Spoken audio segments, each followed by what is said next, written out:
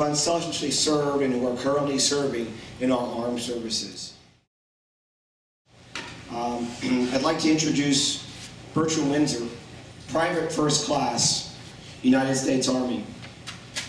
10th December 1942 through 22 September 1945. And I'm going to read Bert's bio from our Veterans Recognition Program because I think it really tells you who Bert is. Bert was born 17 September 1922 in Emmaus. Bert, 94, and you're great for 94. He was born here in Emmaus. He attended grades 1 through 8 at the Lincoln Central School in Emmaus and graduated from Emmaus High School in 1940. Prior to entering the Army, he worked as a yarn winder for the jute mill at Gordon and Jordan Streets in Allentown, and for the Roy C. Wider gas station in Emmaus. Bert was still living in Emmaus when he was drafted into the United States Army as a private on 10 December 1942. He was first sent to Camp Maxey, Texas for basic training as an infantry rifleman, and then to Fort Ethan Allen in Essex, Vermont, where he was assigned to and underwent advanced training with the 1st Special Service Force, an elite joint American-Canadian Parachute Commando Unit, a forerunner of today's Special Forces. On 11 July 1943, Bert left with his unit for Alaska, where he fought in the Aleutian Islands campaign at Kiska and Segula Islands until returning to the States until 26 October 1943.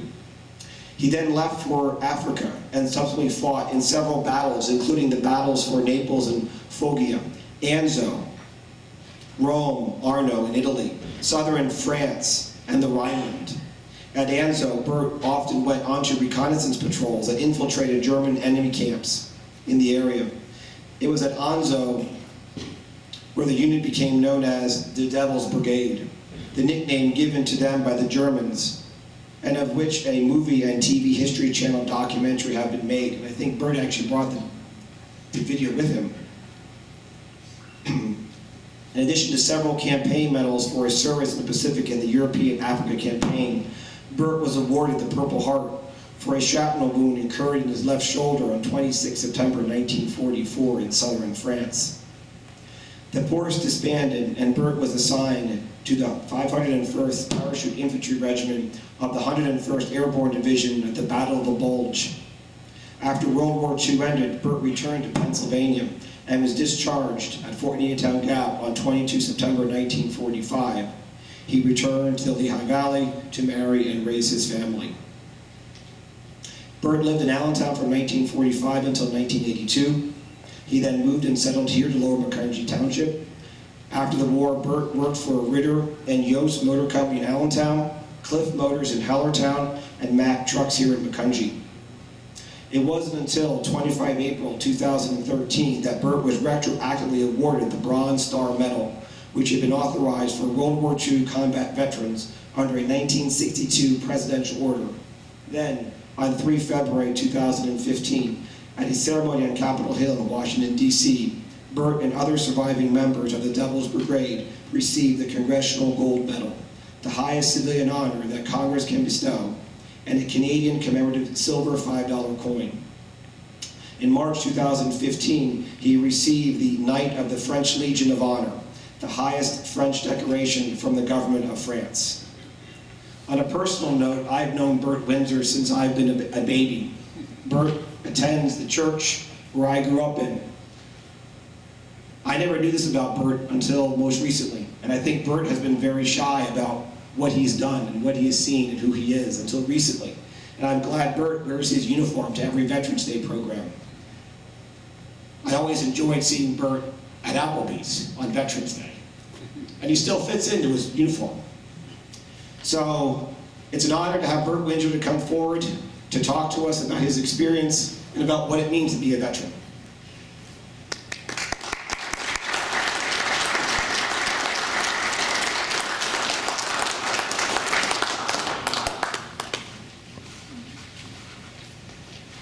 Good afternoon.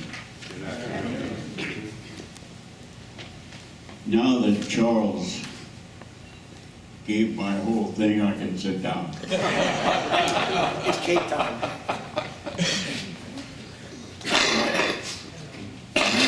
get a couple things off my chest right away.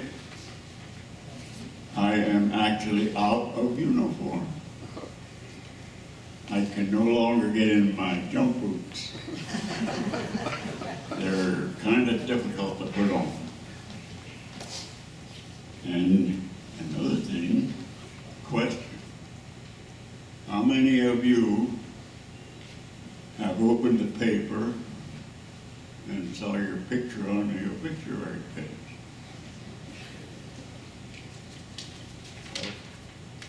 I have proof.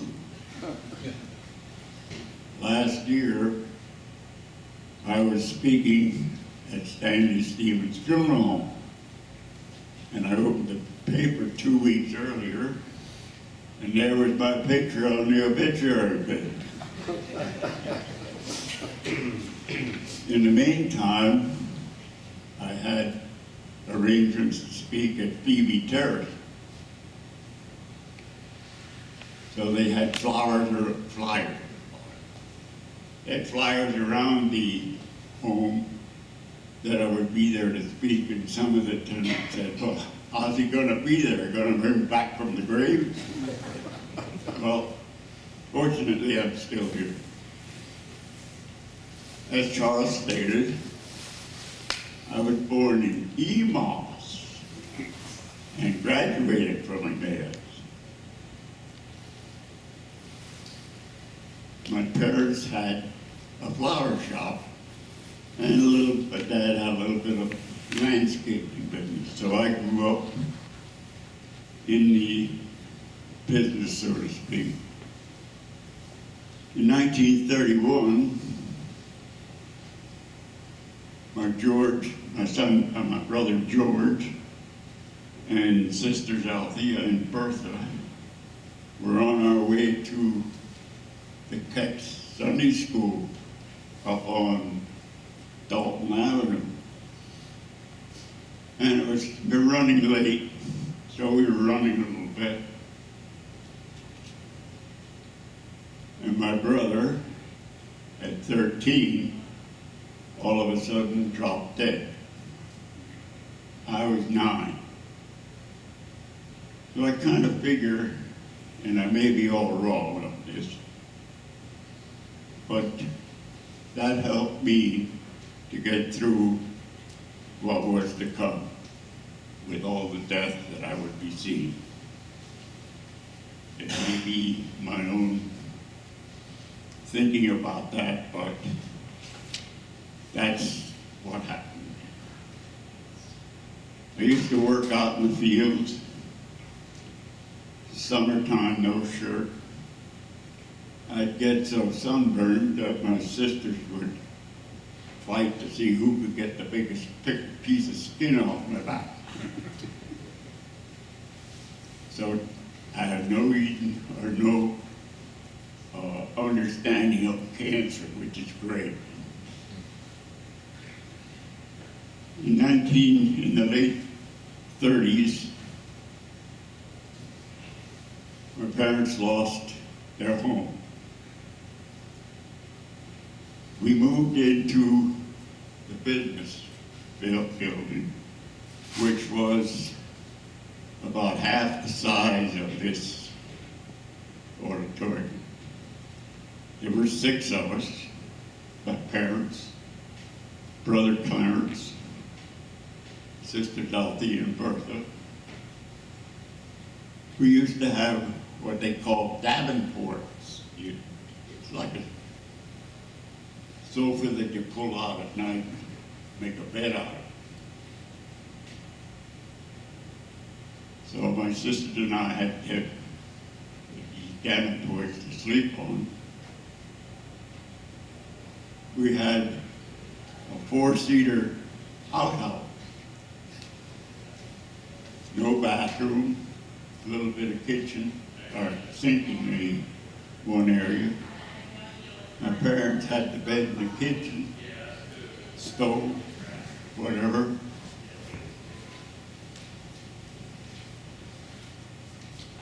Going to school, we never had what they call a snow day.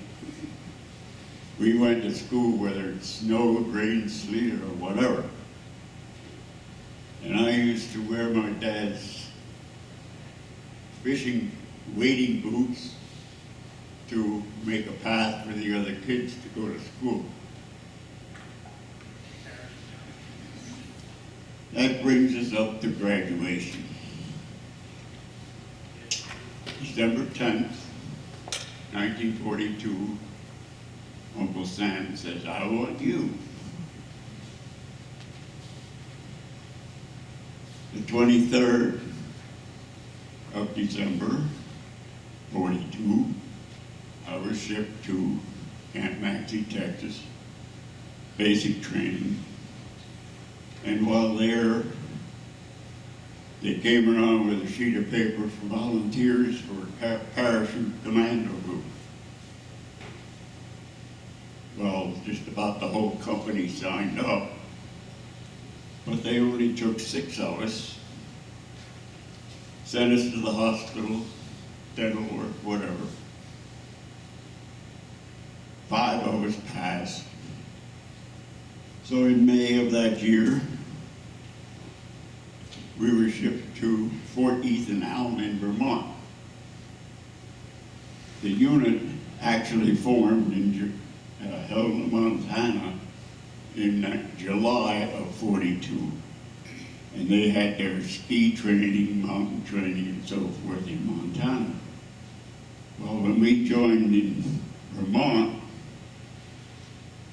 we got into camp about midnight on a Sunday, Monday morning up early, for a little bit of calisthenics and our jump training. Our jump training was a platform about 9 feet in the air with a wall. The wall had a hole in it. You go up. The command was stand up, hook up, and go. You jump into the sand pit. That was on a Monday. Tuesday afternoon, we were going out the door of a plane. My first chute opened, well, I was good shape. Second chute didn't. It's what they call a cigarette roll, it just followed. But from the ground, they knew who was jumping in what spot. So they yelled, "Winzer, pull your emergency." In the voice that you're hearing now. You could hear that thousands of feet in the air. So I pulled my emergency. Needless to say, I beat everybody else down. We had our training in Vermont then, amphibious on Lake Champlain. We went on 30-mile hikes with 50-pound of rocks on our back. And our camp commanding officer, Robert Fredericks, was out front with 50 pounds of rocks on his back. His theory was, if he couldn't do it, we didn't have to. So a guy like that you follow anywhere. From 40th and on, we shipped to California, Camp Stoneman. There we boarded one of Kaiser's Liberty ships. And I swear it had a round bottom because the capsize degree was 38 and we were over to 36 at any given time. Nobody was without being seasick. We landed in Amchitka, the Aleutian Islands, in July. We were only there a week or so. The Japanese had taken off. They had left the island of Kiska just before we got there. Their meals were still warm.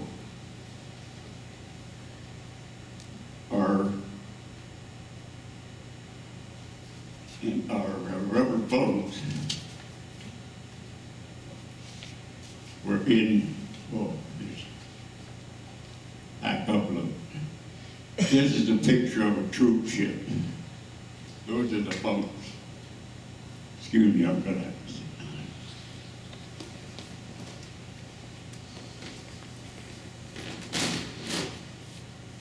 You know, like, they kind of give out after a while.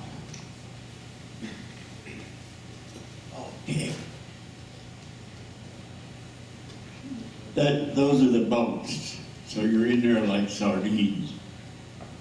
When we went into Kisco with our rubber rafts, they had them piled up in what they call LSTs. It's the landing ship tanks. Ship, the big door at the ramps. You've probably seen them on TV. I was carrying what they call a rifle grenade, which is 30 caliber rifle, has an adapter on the barrel that you slip the grenades on and fire. I carried 12 of them, a couple bandoliers of ammunition, 45, a couple hand grenades, and one K ration. As I said, the Japanese had left, but we put our rubber rafts in the West Kiska Lake, and you couldn't have had a more beautiful night. Moonlight. Had the Japanese been there, we would have all been blown, because they had the little strip of land mine that we were on. So after we dropped our rubber rafts in the lake, we paddled up, and they were not there, but we were like ducks on a pond. We left Kiska and boarded the USS Bell, a Navy ship, to take us back to California. By the way, the trip from San Francisco to the Aleutians was 14 days. Coming back, it was only 7. From California, we came back to 40th and Allen. We were there a little bit, shipped to Newport News, Virginia, and boarded a cruise ship that was transformed to a troop ship. There was the Empress of Japan, but they changed the name of the Empress of Scotland. We went unescorted from Newport News to Casablanca. Casablanca, we boarded what they call 40-8s. The railroad cars can handle 40 men or 8 horses. From Casablanca, we went on this train of 40-8s to Oran. We were there a day or so, and we boarded a number of Navy ships to go to Naples. I was making a speech at the Emmaus Historical Society, and I read the article the next day in the Emmaus Press. The reporter had us going from Oran, Africa, to Naples, Italy, by train. There's a little bit of water between the two. Landed in Naples and then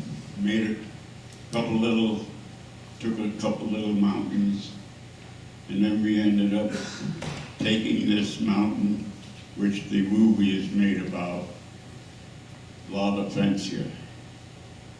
It's a 3,000-foot mountain. One side of it is a cliff. The British and the Americans lost 2,500 men trying to take that one mountain. We took it in 6 hours by throwing ropes up the cliff and climbing the cliff behind it. We came in behind the Germans. Our company, due to the fact that we couldn't get people to supply us, was listed as a supply. We carried water, ammunition, blankets, and whatever up the mountain. It took us about 6 hours to make the mountain to the top. Once we got up there, we turned around and came back with wounded, along with German prisoners. After we took the mountain, we took a couple other smaller mountains, all listed. We then were shipped to Anzio. You're on Anzio, 99 days with no way of taking a bath or a shower. We did a little water in the helmet and washed essential. Take our shirt off and scrape the collar because it was like leather. We used to use our combat knife.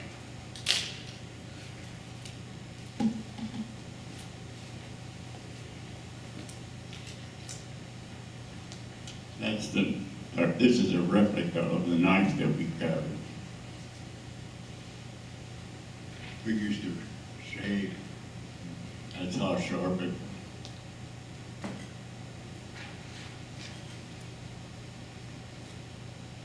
On Anzio is where we got the name of the Devil's Brigade. Still there? Oh, okay. We would go through German lines and we would leave a little sticker like this. They wouldn't see us or hear us, and we covered a German diary where the officer said the Black Devils were here, we didn't see them. And this, in German, translates to this: the worst is yet to come.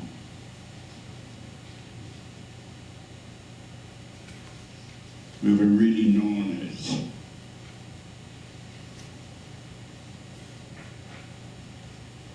I guess you'd call them bad or good combat people because they never knew where we were or what we were up to.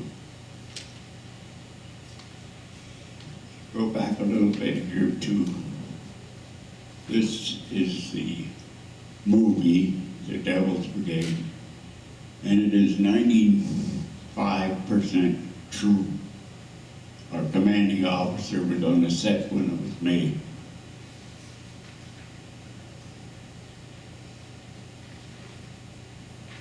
Our mail, we didn't have email and all these tricks, whatever you call them today, where you get on and you could see the person, talk to the person. This was our email. That's how it came home. The size of it, when we wrote our messages on it, was like that. I sent my mother one of these little emails, and if you bear with me here, I'll kind of read it.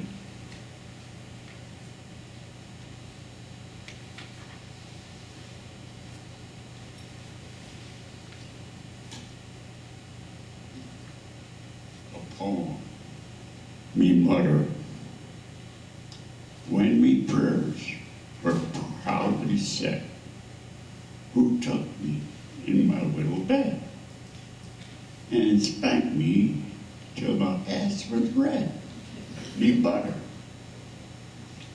who put me from my cozy cot and put me on an ice cold pot and made me pee if I could not, me mother. And when the morning light had come, and in my crib I cribbled something, oh, white, my tiny little bum, me mother, who would my hair so gently part, and hug me gently till I fart. Me mother, who looked at me with eyebrows light and really had a king-size fat. When in my Sunday clothes, me shit, me mother. And when the bed did squeak, me raised my head to have a peep. Who yelled at me to go to sleep? Me father. Thanks for putting up with me. Well, it was on Anzio then, and we left Anzio and made the invasion of southern France. It was on the French-Italian border that I received my Purple Heart. And that was an international incident. There was German artillery fired prominently into France, hit me an American, Canadian gave me first aid, and a Russian-American Jewish doctor operated. Up until last June, or June a year ago I should say, I had the shrapnel with me. It's the size of my thumbnail, and I lost it when I was in Reading. That thing on the top there, that's a picture of my shrapnel. And the rifle on the bottom and the grenades, that's what I used to carry.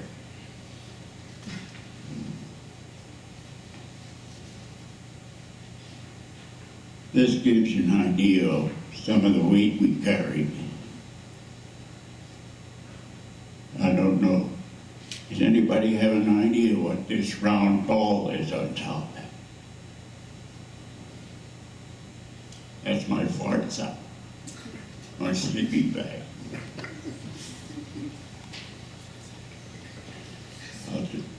I'll let you in on a little secret.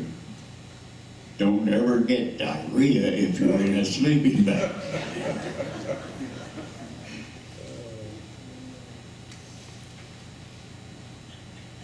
This is a picture of our combat car.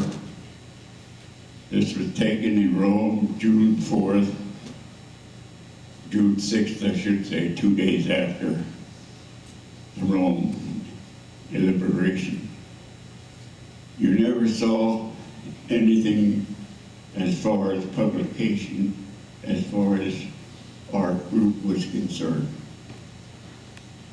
We weren't allowed to write home and say where we were, but there's always a way to do things if you just think a little bit. So we were in an area near with a artillery group, and they didn't have any restrictions. They could say where they were, what they were doing, so I gave my girlfriend's name to one of the guys and said, well, you write to her and say, hey, guess who I bumped into? So she got the information that I was in Europe.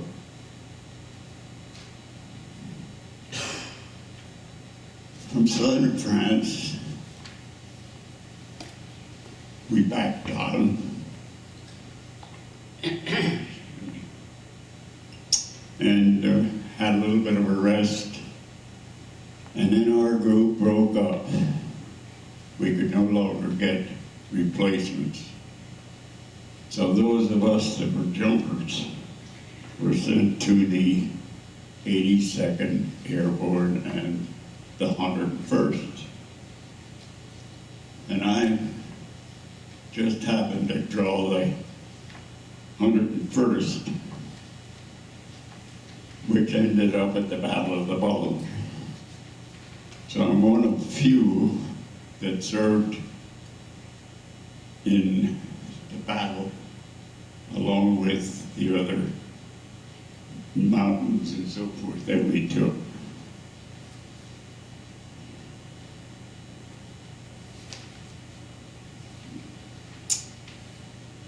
As Chuck and Charles, okay. as he mentioned, I was awarded the Bronze Star in July of 2013, and these are some of the other medals that we received. That little thing there, that's a picture of the shrapnel. We had the ceremony in, matter of fact, I almost didn't get to Washington. I got the invitation on a Wednesday, and the next day, Thursday, was the deadline to submit your name that you would be there. So I called Senator Toomey's office, and they emailed to the Speaker of the House, Bonner, and he said, he's okay, they're on the list, we'll see you tomorrow. We went down, beautiful ceremony. As we were going through the different rooms at the Capitol, Congressman Dent came and wanted to talk to me, congratulate me. And the morning call reporter was there also. And when we got off the bus, we were assigned a guide, and he was with us all day, showing us where to go, what to do, and so forth. And then Charlie asked the guide, "What's your schedule?"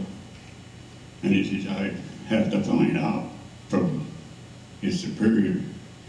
So he called his superior, and his superior said, "Stick with him." So Charlie then gave my son, grandson, and I a private tour of the Capitol. That made us miss the bus back to the hotel. We came out, and the guy went over to the policeman on duty, and he said, "Hey, these guys need a ride." Well, a couple of minutes went by, and a police cruiser car pulls up, and here it was a canine group, and I got in the cruiser car, and my son, grandson, the guy, had to walk down to the bus. It was really an interesting day. And then a week later, we were called about the French Legion of Honor. This is the Congressional Medal.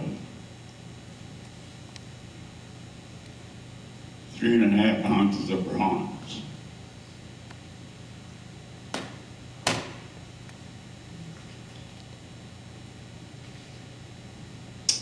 Overall, I have been going around making speeches to schools and so forth. Just last year, I went to Doylestown. My great-granddaughter was graduating from middle school. So I was supposed to speak to 2 groups. I ended up speaking 2 groups before lunch and 2 groups after lunch. About 2 weeks later, I got a package in the mail.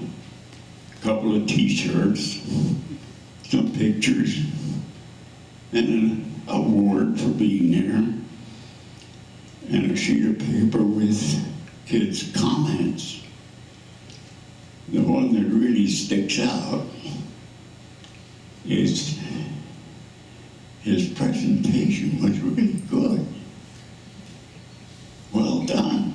I learned a lot. But he says, I was kind of surprised at how well he spoke at his old age. That is what makes this all worthwhile.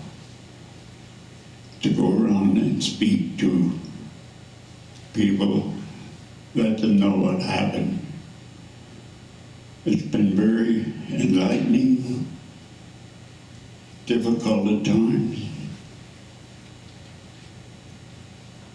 but it's only by the grace of God that I'm here today. And I really do not feel that I'm a hero. We are all heroes. We all have someone that looks up to us. So,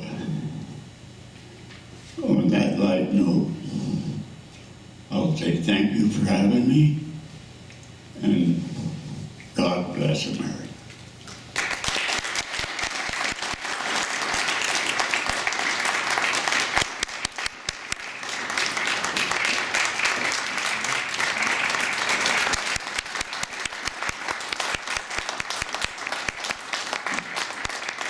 Thank you, Bert.